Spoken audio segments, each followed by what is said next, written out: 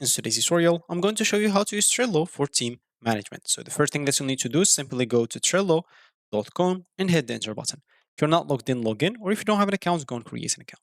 So the first thing that you'll need to do is invite your members or your team members into your workspace. To do so, you can go to this list panel, go to members, and here you'll be able, if they have a Trello account, you'll be able to invite them using their email address, as example, or name, if you know it in Trello. You can simply click on them, click on send invite, or you can simply click on invite link. This will copy a link and you can send it to all your team members. And if you don't have an account, they will be prompted to create an account. Once you invite them, now you can simply add them to a specific board. Let's say, as an example, I have this board, or let me just look for, I'll just create a new board. So this is an example, team board and visibility for the workspace. So I invite my people to the workspace so they will be able to see it.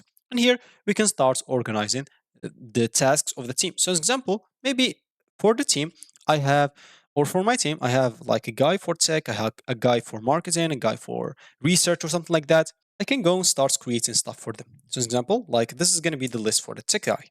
This is going to be for the marketing guy. Sorry. So for the marketing guy, this is going to be I don't know, for the research guy. So research, and you can even create like each task for a specific person. So as example, I don't know, review or check or add something to the database. Let's say something like that. So make some ads. I'm just going to add some random tasks.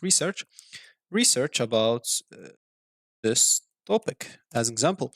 And you can assign members. So you can go here and click on members and assign a specific member to a specific task. I'm the only person on this workspace, so I can assign just myself, or you can assign multiple stuff. You can add description if a task needs more information, add some checklists, add some dates, add some attachments. It's totally up to you.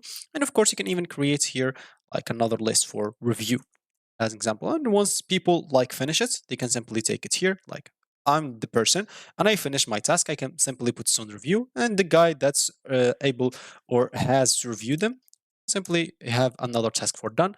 Okay, if it's reviewed and everything correctly, you can simply mark as complete and take it to done. If something is missing, just take it to done and don't check the button. And that's it. Yeah, that's how you basically do it for team management. So that's going to be it for me in this video. Thank you for watching and goodbye.